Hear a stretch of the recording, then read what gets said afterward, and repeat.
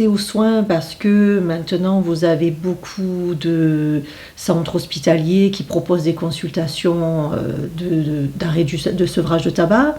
Vous avez beaucoup d'associations aussi qui vous aident.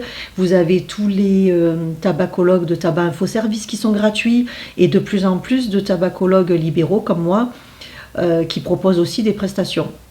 Où les médecins vous disaient il y a quelques années il faut juste arrêter de fumer parce que sinon on ne peut pas vous soigner, avec un peu d'agressivité dans le sens où arriver à guérir quand on continue à prendre un poison, ça c'est compliqué.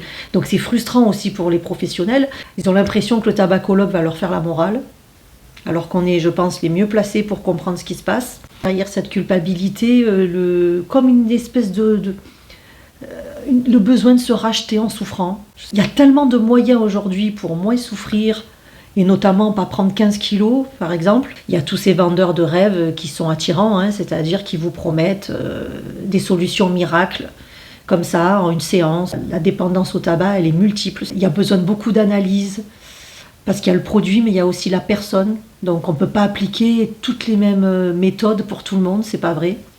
Sincèrement, c'est quand même plus simple, plus judicieux, plus intelligent de consulter quelqu'un dont c'est sa spécialité, de faire le point et de repartir avec un programme, une stratégie personnalisée pour vous accompagner. Je vous propose un traitement adapté à votre situation, à votre personnalité, à votre façon de vivre, à vos états émotionnels. Une maladie, c'est pas que des signes physiques, il y a beaucoup de psychologique, donc c'est une prise en charge qui doit être large, c'est quelque chose où on doit considérer de multiples facettes de cette situation-là. Alors je sais qu'il y en a quelques-uns qui disent c'est pas une maladie, mais si, c'est une maladie parce que ça va faire dysfonctionner votre cerveau au point, pour certains, dans certaines situations je l'ai vu, de ne pas acheter à manger, de ne pas se nourrir pour pouvoir acheter leurs cigarettes.